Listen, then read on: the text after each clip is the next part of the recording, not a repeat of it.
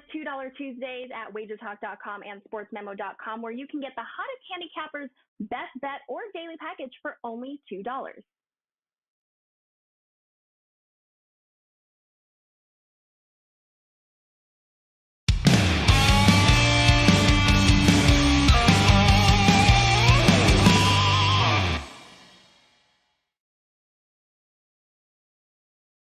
We are live, and it is Tuesday, August 2nd. August is still here. We're inching ever so closer to the NFL preseason, which starts in 2 days. But before we do so, we've got lots of baseball. We got soccer starting as well.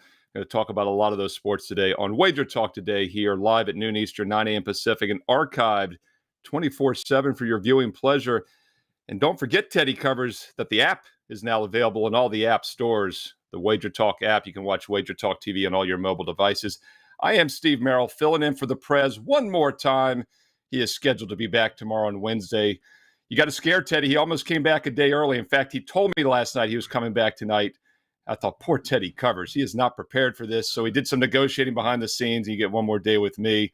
Looking forward to doing this show today. And I'm looking forward to having Jazzy Ray on in a few minutes, one of the newest cappers at WagerTalk.com. And he is the $2 capper because it is $2 Tuesday. Going to talk some EPL, some soccer. You know, Carmine hit on it yesterday. He's got that free download. Don't forget, Carmine Bianco's got that free download for the EPL season, the Euro season. Jazzy Ray is going to look at some soccer, and also we're going to talk about his big 5% MLB best bet. Also have Drew Martin for a lot of baseball talk. Drew will be on later as well. Don't forget to catch him and myself at 1:50 Eastern today on the MLB First Pitch. And in between, Teddy, you got a little big game breakdown involving the Prez's Toronto Blue Jays. We'll get to that in a few minutes. But before we do so, I'm in the Commonwealth of Virginia. Another Commonwealth, Massachusetts, had some big news yesterday on Monday. Yeah. The dominoes keep falling when it comes to sports. I mean, we're almost at the point now that we can start talking about the states that don't have it as opposed to the states that do have it. But the legislative hurdle was overcome in Massachusetts. It took them till 5 o'clock in the morning to get the bill passed on the last day of the session.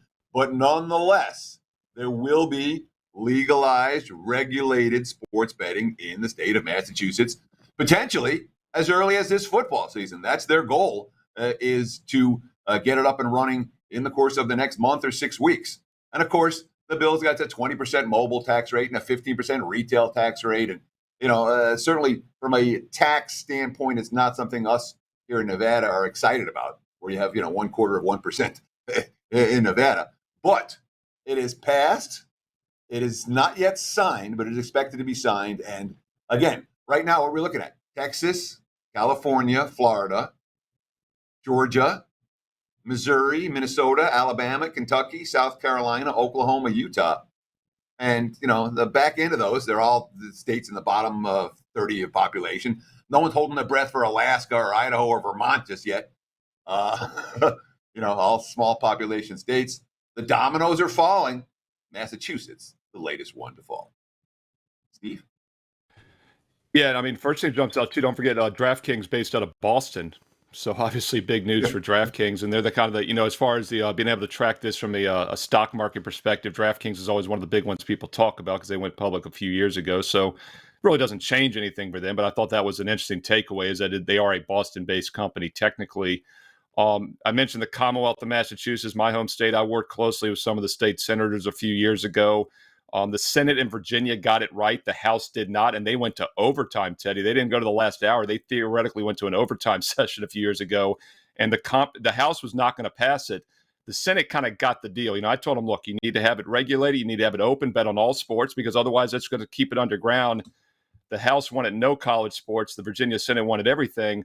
The compromise is what a lot of states are doing, and I saw Massachusetts did it as well. You can bet on all colleges except the state schools. But, Teddy, one thing they did, which I have not seen elsewhere, if your Massachusetts schools make the postseason, you can bet on them. I thought that was very interesting.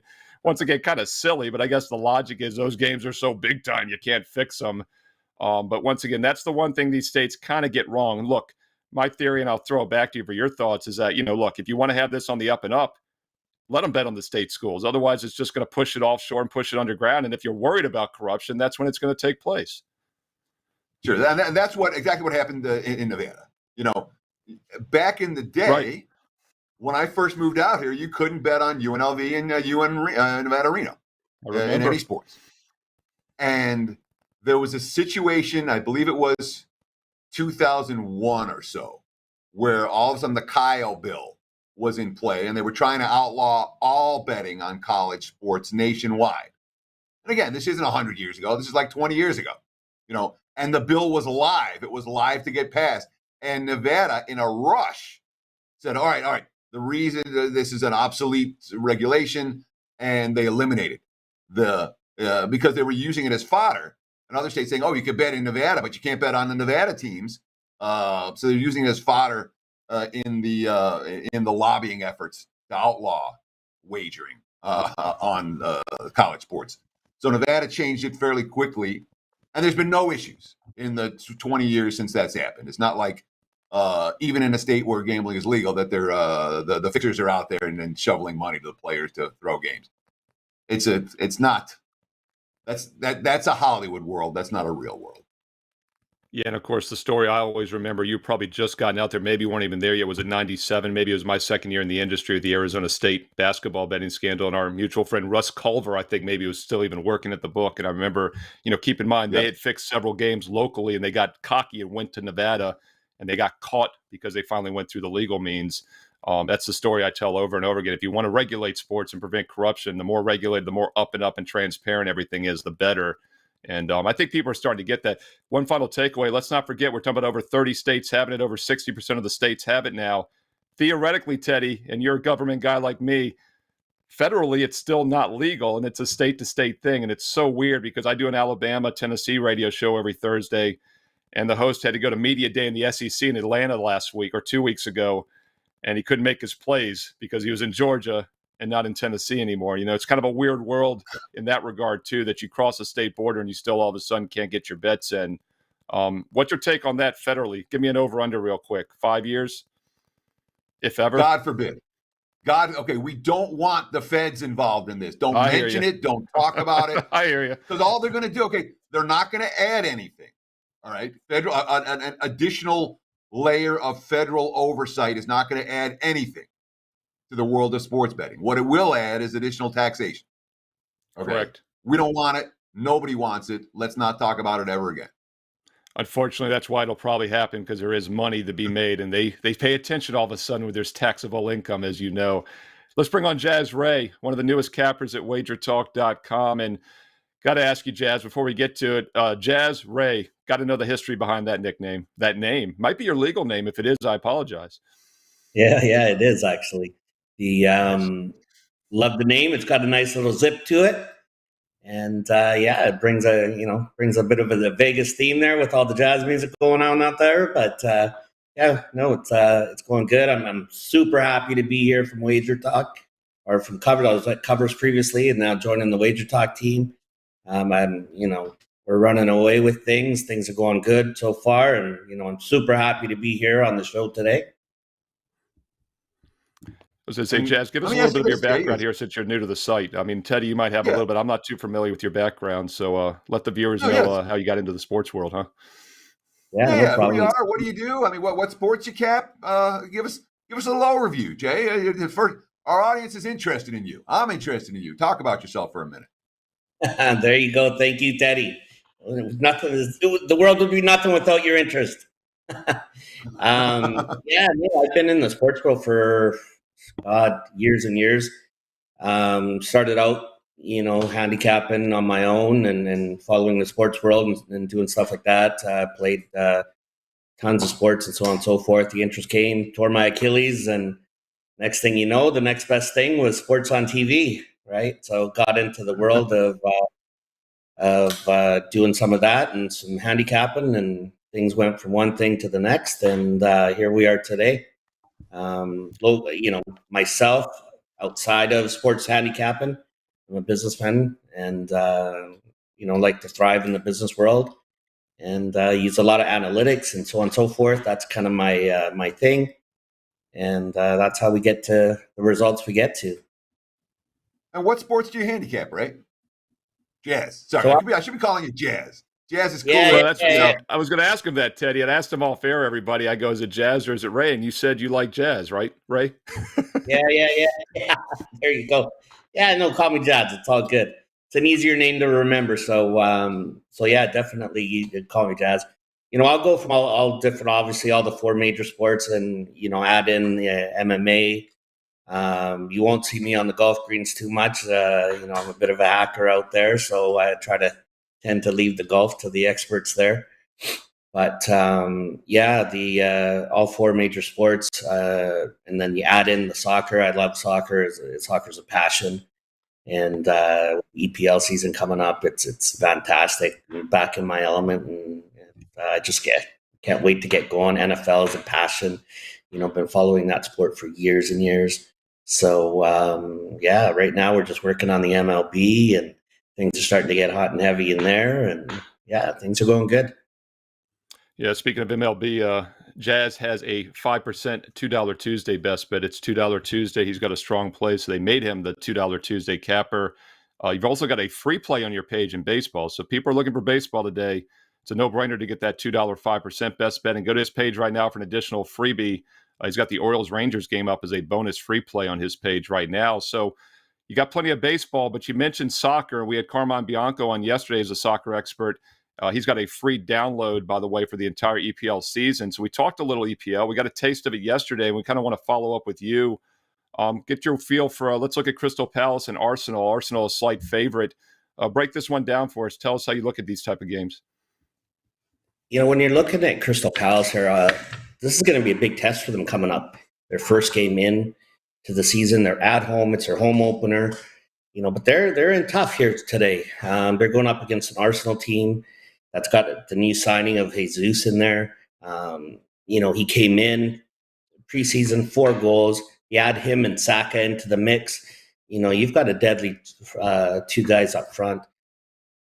When you look at the other side, you've got Zaha coming in, but he's going to be having a tough task himself. He's got to deal with 2 of the best defenders. One definitely, Ben White. Ben White's one of the best center backs probably in the world, let alone the EPL. And it's going to be tough for Zaha to, create some magic there coming down the left wing. The edge in this one, Arsenal's going to be a dangerous team this year. So last year, they were there. They're this, that. The Arsenal fans were behind them again. But this year, you're going to see a different Arsenal team with the addition of Jesus. And I see this game, I see this number being very, very favorable because I could see this game being a 2-0, possibly 3-0 game. Right. So I'm all over Arsenal on the money line straight up for the game. You like Arsenal over Crystal Palace. Let's stay in the EPL and talk about Tottenham versus Southampton. Tottenham, a big favorite in this one. You think the way to attack them might be to lay a goal and a half. Is that correct? Talk to me about. Yeah, I love this Tottenham game. You've got a massive signing, Richarlison for Tottenham up front. You've got, I'll talk about that one in a sec here, but right before I even get there, you've got Southampton to deal with. They didn't have a great preseason. They lost a big game at the end. They lost 3-1 to Leipzig, and the defense didn't look good. They were very susceptible to the counterattack, and I can't believe too much in that defense. And when you're going up with the signing of Richarlison, you add Richarlison into that mix of Son and Kane. I mean, all of a sudden you've got the 3 of the best in the EPL playing for you up front. And Tottenham was dangerous without him. Now with him, man, I think we've got a whole nother combination here. And then you have Southampton's got Ward and Adams up front, but you've got Dier and Emerson in behind them that are going to be defending those 2, and they're just not going to penetrate those 2. So I'm all over Tottenham in this one. I see once again this game going 2-3, possibly 4-0. Right, so I'm all over Tottenham on the goal line on this one, -1.5. So he likes Tottenham laying the goal and a half to get that plus money price. And once again, that's a little taste of EPL, which is about to start from Jazzy Ray. But Jazz, you've got a huge 5% $2 Tuesday best bet in MLB, a bonus free play. So you also got the NFL Hall of Fame game loaded for Thursday. Let folks know what you got going on at WagerTalk.com. Yeah, the $2 Tuesday play tonight, guys. I love this one. This is one of my faves of the week. I'd say it happens to be on $2 Tuesday, so you know what? Jump on this one. You're gonna love this one. This one will cash in for you. We've got the Hall of Fame game. Hey, we all love football, and why not start off with the win, right? So I've got the Hall of Fame game up. We've also got I've got the Hall of Fame game up. I've got $2 Tuesday. We've got our free play setting up today. Going to be unleashing a couple more plays here, so just hold tight for today. Within the next hour, you're going to see a couple more plays up there today for MLB. And like I say, it's all about making some money, and let's do that today. Sounds good. And that's $2 Tuesday, WagerTalk.com. He just gave you a free play for both Friday and Saturday in soccer. We got the Thursday NFL Hall of Fame game. We got multiple sports this week, and Jazzy Ray's got you covered at WagerTalk.com. Jazz, nice meeting you in person here, and good luck tonight with the $2 Tuesday best bet. And Teddy, I don't know if you meant to do this, but we just had Jazzy Ray, and now you're going to look at Jay's Rays for your big game breakdown. It was meant to be, and we'll be back in 30 seconds with that analysis.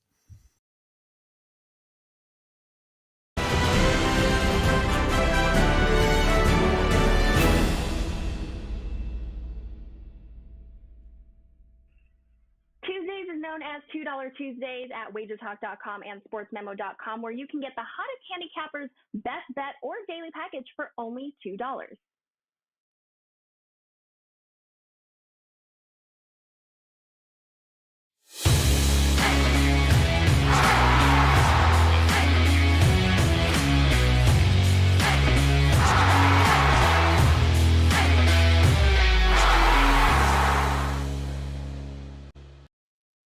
It is time for today's big game breakdown. Let's look at some MLB and AL East showdown with the Jays and the Rays in Tampa. Right now, looking at the Wager Talk live odds screen, let's call the Blue Jays minus 140 on the road in Tampa. Total there is sitting at 7, a little bit of juice to the over, 7 over minus 120.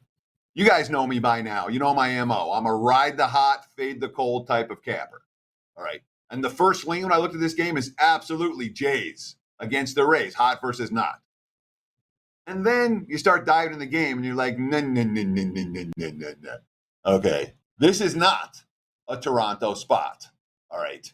I know they're 11-3 under new manager John Schneider since Charlie Montoya got fired. And I know the enthusiasm sky high, and now they're, they got a DJ playing in the locker room, and there's all kinds of fun things in Toronto. I get all of it. All right. And meanwhile, Tampa's lost 7 out of 10 since the break. They're not playing good ball. They've lost series to mediocre or worse teams 3 in a row in that regard. And many of their key guys, Wander Franco is not going to be back till September. Hal Ramirez isn't going to be back till September. Well, Margot not going to be expected to be back until September. So lots of things, you say, all right, Toronto's good and Tampa's banged up and Tampa's not that good right now. But, and there's a big but in this one. All right. Trade deadline, day off yesterday for Tampa. All right. Tampa picked up Jose Siri from Houston. They picked up Garrett Clevenger from the Dodgers. They picked up David Peralta.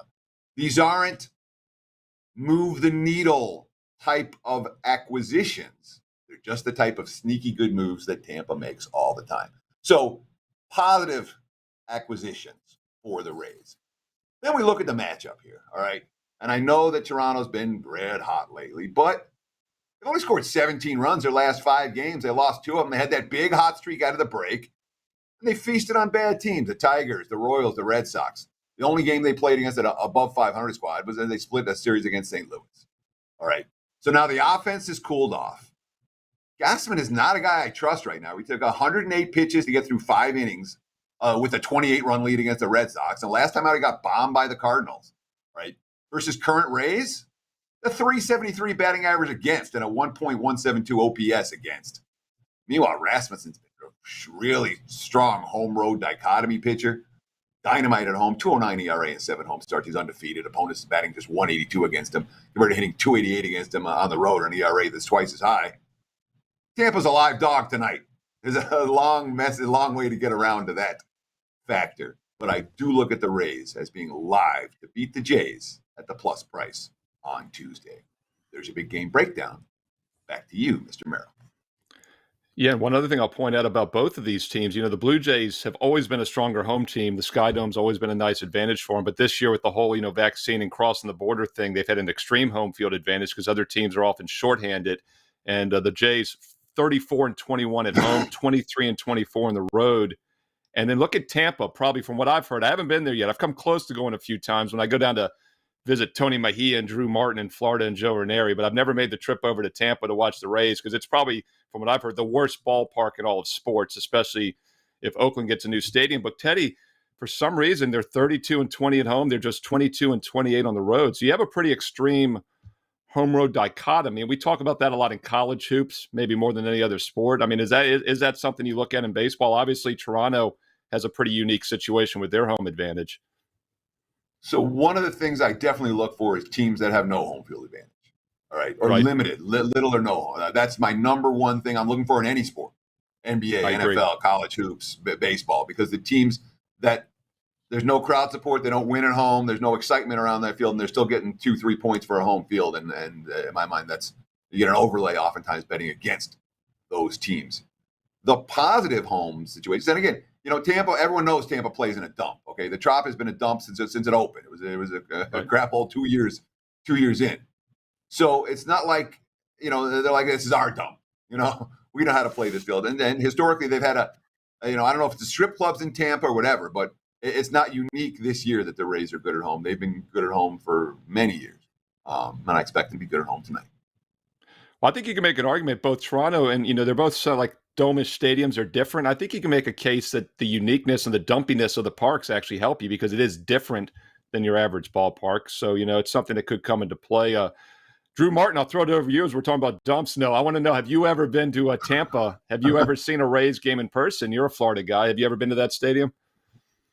Yeah, I have, Steve. It's absolutely a dump is probably the correct word. I bet you it is the worst stadium in North America. I've been to better Mexican baseball league stadiums than Tropicana Field. And Steve, like just logging on and hearing you guys talk about it, I think it's a big reason why there's a big home road dichotomy with the Rays. And this isn't only this season. This is many years, going back, that they are a better team at home. And even breaking down tonight's game, against the Jays, I mean, roster advantage, huge advantage for the Jays. They're playing a lot better baseball. Tampa's on a 2-7, their last 9 skid, but it's such a big change. The game being in Tampa. I was just doing my own research.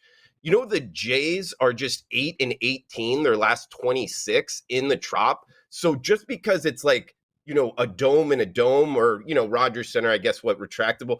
I really don't think for whatever reason it's translatable. I think, we've heard a lot of former players talk about the lighting in Tropicana not being the same. I think there's something to that. And for whatever reason, the Jays hitters don't see the ball as well. And it translates to losses, not wins. So that's one reason I'm not betting the Jays tonight.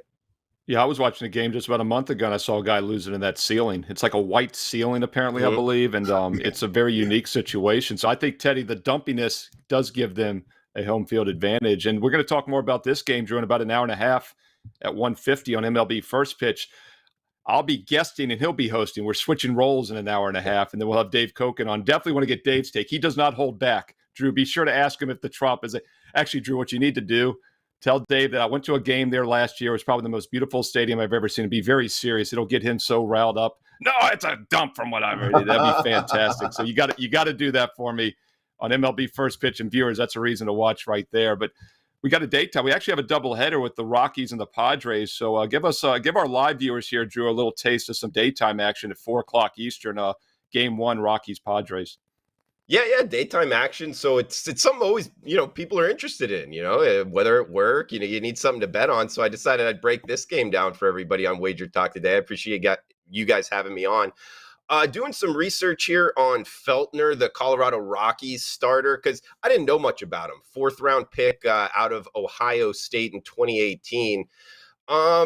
He actually, he's been up and down. When you look at his numbers, sometimes he really brings it, 6-7 innings, and then other times he gets smacked around early. However, against this Padres lineup earlier this season, Steve, he did go 6 innings, only 2 hits and 1 earned run. And that 1 earned run came off of 1 hit, just a solo shot. He had 6 Ks, 1 walk.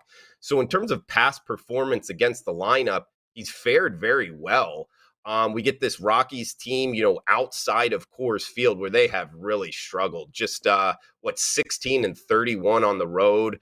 They've lost 2 straight. Their lineup not really seeing it. Unfortunately, I learned that the hard way.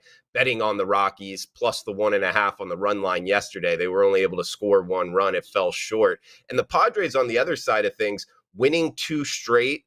Darvish on the hill. I love betting on Darvish. I'm surprised he's not getting more Cy Young kind of conversation talk, because he's pitched a lot better coming towards this kind of second half of the season. Darvish is 72-9 strikeout to walk ratio since the start of June.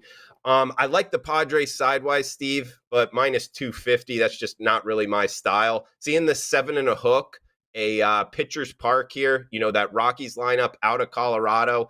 I would look towards the under. 7 in the hook. I like it towards the under, Steve. So it sounds like you're making a case for San Diego, and then when it comes to actually laying the price with San Diego, you're like, no, I don't want to do it. Take the under. Is this and of course, if you're looking at the under, you don't necessarily want to be laying a 1.5 with the Padres. So talk real brief about like the side total run line thought process that's going on in your head when thinking about this game.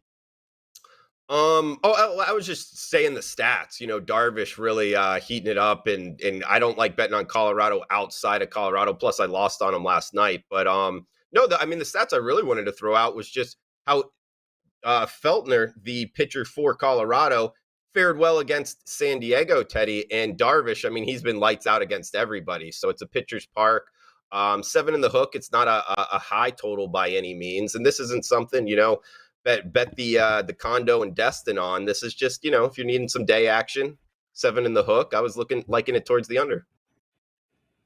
And by the way, we got to mention in the chat, I know we've been talking about this about 28 minutes ago. Looks like Juan Soto is going to the Padres. Blockbuster deal, Josh Bell and Juan Soto. Right as we came on live, Teddy, I hadn't seen it. I just looked it up. We had Jacob Houston in the chat mentioned at the top of the show, so I appreciate that. It got me looking. It looks like Soto and Josh Bell are going to the Padres. 3 of the top 14 San Diego prospects, a couple others going back. Nothing that's going to affect the game tonight, Drew, or today, at least from what I'm seeing as far as the Padre lineup. But it's ironic that we were talking about the Padres, and I just saw that Soto and Bell going to that team. So as far as any future plays, San Diego might have a chance now. They're probably not going to catch the Dodgers in that NL West. They're currently 12 games back, but they are 2 up to the good on the wild card. So see if that distracts them. If not, I don't think it really applies much to the Rocky doubleheader today, though. Let's look at another game. Once again, Drew will be back in about an hour and a half with me and Dave Koch and around 1:50 Eastern to talk baseball. We'll have even more trade deadline info because that deadline is officially 6 p.m. Eastern tonight. We've had a ton of moves already on Monday and today, including Soto, most likely the Padres. 2 teams in the playoff hunt as well in the AL East, that loaded AL East, NL East rather, National League East, where the Nationals are trailing everyone by a ton. Your Miami Marlins, I think, could be sneaky still, Drew, but Phillies and Braves ahead of them both. How you breaking this one down tonight? A pretty good, big game, Philadelphia at Atlanta. Steve, you bring up the Marlins. I've almost lost hope. It's year after year. They got the pitching. Hey, we got a shot at the playoffs. Falling short. I'm starting to kind of let go of the reel here, Steve, on being a Marlins fan. No, I'm always a Marlins fan, but for this season, it's just getting repetitive. But talking about this game, NL East here. One thing I kind of noticed, because again, like in the Braves, but the price a little bit too rich for me. But one thing I think we can make some money here is Spencer Strider, the young flame-throwing righty, rocking a pretty great mustache, by the way. But something, if you look at his strikeout rate, where he came in his first couple starts, he was nailing his strikeout prop to the over. And then when you look at his strikeout totals here, his last 3, he went from 11 strikeouts 12 strikeouts, down to 8, and then the last 2 against the Nationals and the Phillies, just 4 and 6. So he's going up against this Phillies lineup again that just saw him, last time out. And now he's having that his strikeout prop is at 7 in the hook. I don't know. I don't think he gets there. I really don't, Steve. I mean, he's only lasted 4 innings, and 6 innings his last 3 times out. We've seen it, before in the past. These young pitchers, as their innings kind of pile up here, they don't last as long into the games, and having to face the same lineup the second time around, I just don't think he piles up 8 strikeouts to lose this bet. So seeing his strikeout prop at 7 in the hook, I like it to the under if you're looking to bet this one. Strider under 7.5 strikeouts for the Atlanta Braves against the Phillies this evening. Drew, I want to ask you real quick. I know it's not something, I want to give you a follow because I've got a question about this game because, look, the Phillies came out of the break and they had that awful series. Who beat the crap out of them? The Cubs beat the crap out of them for 3 games. And they've won 6 out of 7 since, including 2 out of 3 from Atlanta. And yet they're like $2 dogs in this game. Did this number surprise you at all? Do you think the Phillies are in somewhat of an undervalued commodity in the betting markets based on their current form right now? You know what? A little bit.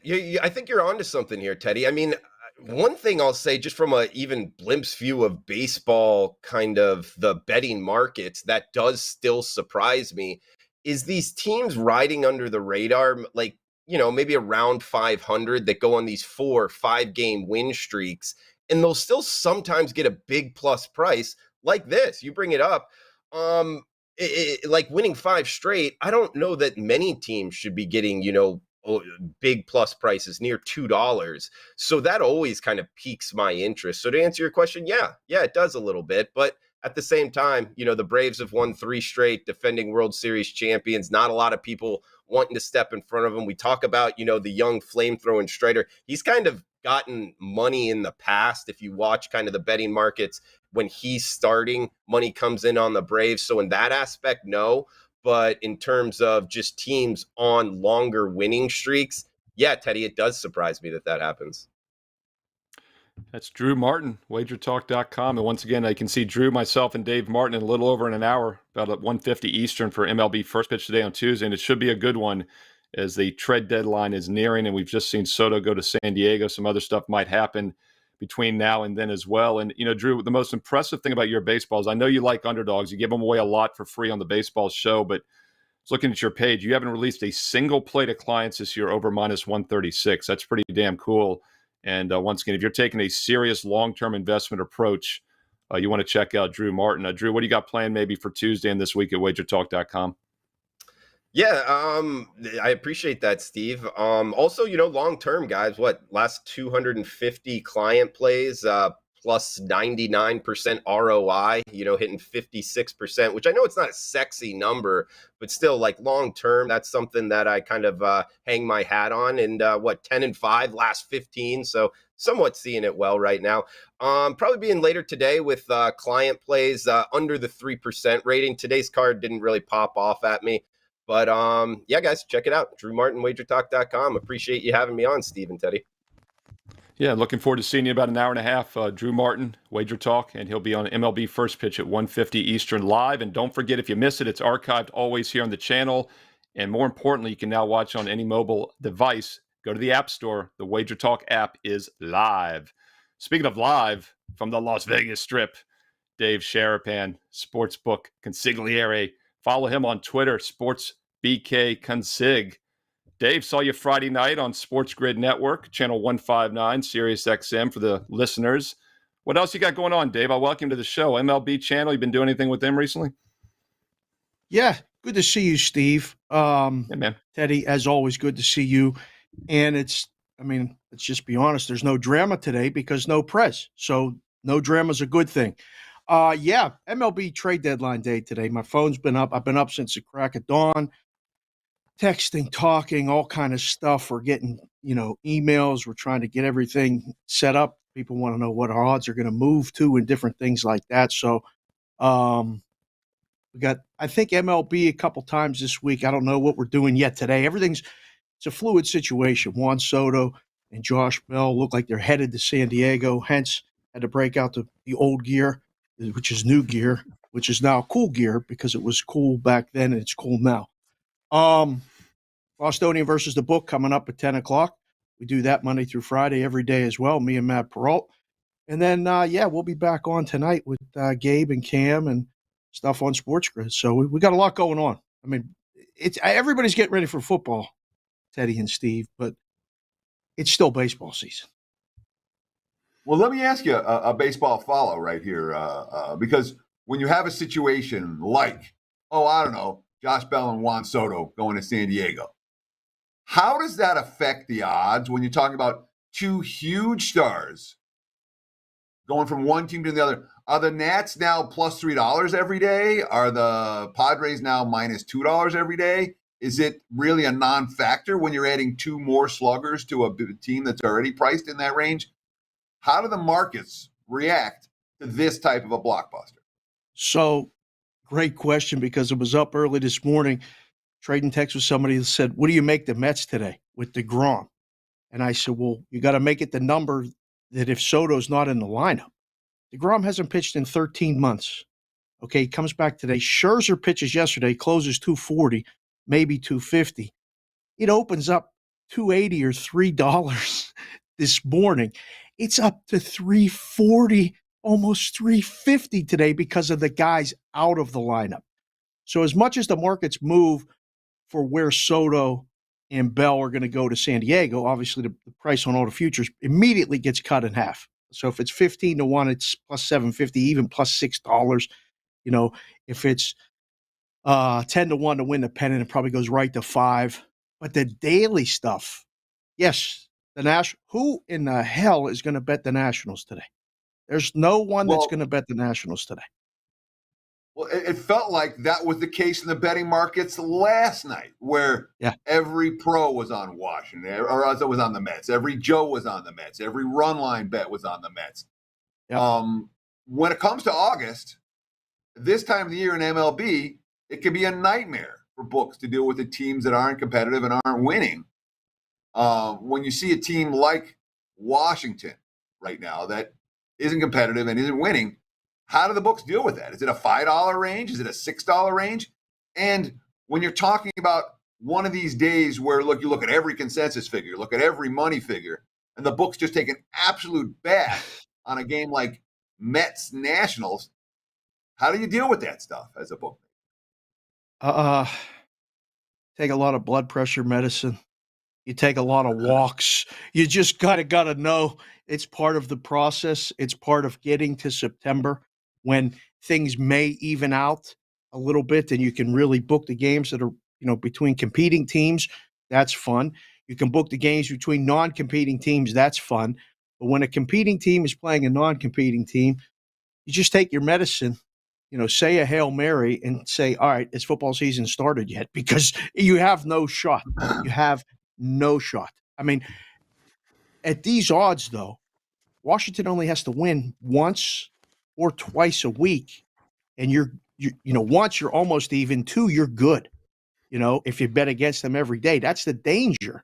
If you just go, I'm going to bet against the Nationals every day the rest of the year, I mean, we can have Ralph track it, but it's going to be a tough proposition going forward because the prices are going to be so much.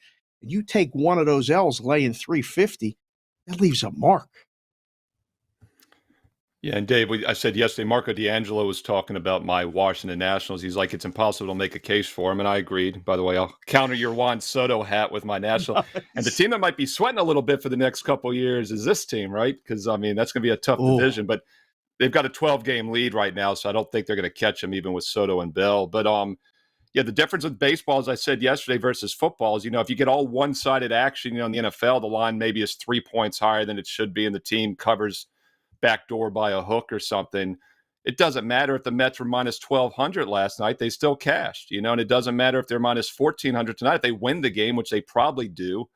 So that's what's unique about baseball and why you have to really be taking a long-term perspective because, like you said, you only have to hit them once out of 4 times, basically, to be okay. But on a daily basis, that's likely not to happen. That's Mets Nationals. Once again, no Soto and Bell, I would assume, in the lineup tonight as they're going to San Diego. Dave Sharapan, what else are you looking at on the baseball card tonight? Any other actionable info that jumps out to you? Well, the San Diego number is interesting. It's a day game today, 1:10 start Pacific. Doubleheader. Oh, okay. So that's the first one? Yeah. There's the second game down below. Yeah. Okay. Well, that number's already flying. They've already played San Diego. Colorado's so bad on the road. I mean, that game stayed under last night, but that looks like San Diego went under again, at least in the first game. Other than that, I've been literally just on the phone talking to people and texting with different trade possibilities. The Twins made a sneaky move today, getting Lopez from Baltimore. Watch that Twins number. That'll probably move today, even with Archer, who's not the best, like the spicy pork and broccoli back in the NHL playoffs. But I think you'll see some steam coming on Minnesota. And Baltimore's a good question mark. I mean, I really liked them yesterday in that matchup against Gray, and their price is so low today. They ship out Mancini. They ship Lopez out. They're basically saying we're not competing this year, but we're still building. They're undefeated against Texas. I'm watching that number, waiting to see which way that one's going to go. Well, we've been talking MLB all summer, Dave. And being that it's August now, I think it's time to make sure we're talking in football. Fair. So let's talk a little. I know you do all your stuff for all kinds of work for the MLB Network, and I know that every time you walk around town here in Las Vegas, you're like, Flex Tuesday. So that's always good. It's crazy. With the Circa the other day, you said, it stopped everywhere, which is, again, a good thing for WagerTalk. Good thing for you? You like when people come up to you and say hi? I love it. I don't like it. I love it. I tell people that all the time. Definitely don't be afraid to come up and say hello. I mean, I was literally going up the escalator to the second floor at Circa as I went down to check out the flood damage and to check on all the people that I know down there. And I'm going up the escalator, and the guy's coming down, and he looks back at me. He watched me as I went up, and I was just kind of looking at my phone, and I kind of nodded at him like I knew him, but I didn't know him. He looked at me. He goes, "No drama, Dave. Flex Tuesday." And awesome. I just started laughing. I mean, it's really been a fun ride, and it keeps happening. There's a lot of people watching Wager Talk that are walking around sports books and stuff in Vegas. So, yes, if you see me out, definitely come by and say hello. And, if you want to make fun of the way Prez says golf, because last week he kept saying golf, you can do that too. I mean, there's no drama. We don't want any drama. Of course, you can follow Dave Sharapan at SportsBK Consig, Sportsbook Consigliere on Twitter, the No Drama King. Let's talk a little football. Talk to me NFL preseason. What are you seeing? What are you hearing? Anything hot in the betting markets? And then I do want to ask you about hot teams in college football as well. Well, we've been talking about this a little bit off the air, Teddy, you and I. How low can the Hall of Fame game, which, by the way, is Thursday. Today is Tuesday, Flex Tuesday, and the game is Thursday. And, we're talking about all the spreadsheets and all the experts and everybody, and there's a great GIF out on my Twitter feed at SportsBK Consig about people coming at you this time of year with, their handicapping advice, they're professional bettors, and they hit 60%. The total in the Hall of Fame game is 30.5. I don't know if it's even possible if you can make it lower for an NFL preseason football game. But why in the hell would you bet over? Yeah, I mean, seriously, at some point you just got to maybe say pass or take the bad number and bet under. I'm not saying to do that, but everyone's on it, Teddy. There's not even a question. Well, everybody's on it. Well, I used the under as my big game breakdown yesterday, and it was still at 32.5. So if you got on yesterday the under 32.5, you got a middle working for you right now if you want to come back the other way. 31 anything else you're seeing in terms of week one of the NFL preseason that stands out? Or it's still early? It's still too early for that. Still too early because it's the only game this week is that Thursday, Vegas and Jacksonville. We'll probably see more movement this weekend. There'll be a lot of sneaky moves. You'll probably see totals come down. If you think the total is going to move at all, on these preseason games, you have to play them now because, like you said, overnight, I mean, you putting the play out probably helped it, but it moved 2 points. The preseason totals move differently than the regular season totals. They move by twos usually. So you see them 31 right to 33. Sometimes it's 2.5 because you're going to get a second bet if you only move at 1 point. So watch for the total movement. As far as the sides, man, I'm just trying to keep track of who's playing and who's not hurt yet. That's all I'm trying to do. I saw that injury yesterday for Dallas, another wide receiver out. I don't even know who's catching passes for them right now. Yeah, I mean, you basically want to get your guys ready, but not get them killed, So I've always said as a coach, I would tread lightly. And keep in mind, the other interesting thing about this week is these teams, Jacksonville and Oakland, or Las Vegas and Jacksonville, have basically, 25% more preseason because they get the extra game. Every other team gets 3. It used to be 5 and 4. Now it's 4 for them, 3 for everyone else. So probably even less of a reason to push it this week, in my opinion. Dave, as we close out here, 30 is a very key number. We never talk about that anymore. We really hardly ever talked about it even 20 years ago, except for the preseason. But I don't really track it too much in the 30s because it doesn't come into play anymore. But I pulled up some numbers from a few years ago. Other than 7, which we all know used to be the key number in all of sports betting, was 37 and 41. 30 is the second most likely total in all the 30s for a game to land on. So isn't it ironic that 30.5 is where it's sitting now after opening 33.5? 31 and 32, we're talking about like a 1.5% chance each. 30 is like a 3.5 to 4% chance on its own. So this is an example like the Mets thing, right? This will hit 30 in some locations. I doubt it hits 29.5, but might land 30. That's my prediction right now. It's going to land right in that sweet spot. And that's where NFL is different than baseball, right? The Mets can win 4-3. It doesn't matter if they close minus 1,000 night, you still cash. That's Dave Sharapan. We will get to some college football in the next week or so with you. That's a few weeks away. And Morency and I have been talking each other into really liking Clemson at 8-1 as a little bit of a hedge sleeper in that Final Four there. So Gabe will probably be mentioning that to you when you guys talk some college football in the near future. Sports Grid TV, sportsgrid.com, channel 159, Sirius XM, MLB Network, Bostonian in the book. What else? Flex Tuesday for you, my man. There we go. We'll give you a little bit since Prez wasn't here. You peer pressured me into it. What else you got going on? Look at Teddy. Oh, my goodness. Too. All the cool kids are doing God, that. you started drama. I like it. We're not starting no drama. No, you hit them all. Cash Considerations is my my personal podcast as well, along with 8 in the Box. Have a little hiatus. We got some boys that went on vacation and some other things working. So we're going to get that going hopefully very soon. Other than that, boys, it's it. It's get ready. School starts next week for the kids. Everything. I got a puppy in this house running around. I got to take outside all the time in between shows, but it's nuts. I can't wait. It's been great seeing you. And there's no presidential address today because he ain't here. So that's it, right? We're out. Yeah. No, I've been trying to figure out a way to do a prime minister address, but I just haven't done it. Don't do it. You got the irony of that. Hey, speaking of which, Dave, I will see you in a few weeks. Teddy, I'll see you in a few weeks as well. August 19th and 20th, the meet and greet at the Westgate. I'll be heading to Vegas. And it's interesting that Dave mentioned school starting because I was wondering if they do start early. I know Florida starts in August. We start in September in Virginia. So I was curious if kids were back in school or not in August. Of course, that might be his college softball next week, he's referring to. Yeah, so I mean, it is younger it's not kids like as well, the end Teddy. of August. School starts in Vegas next week for all the kids. So, yeah, so it'll be a little less hectic.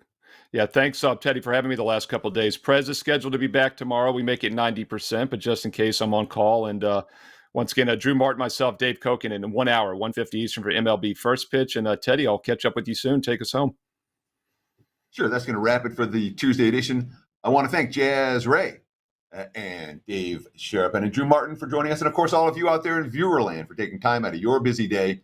Be sure to download that WagerTalk TV app. It is free and it's cool. And you can access all of our programming wherever you are on demand. Enjoy the games tonight and good luck. We'll see you right back here on WagerTalk Today. Same time, same channel tomorrow.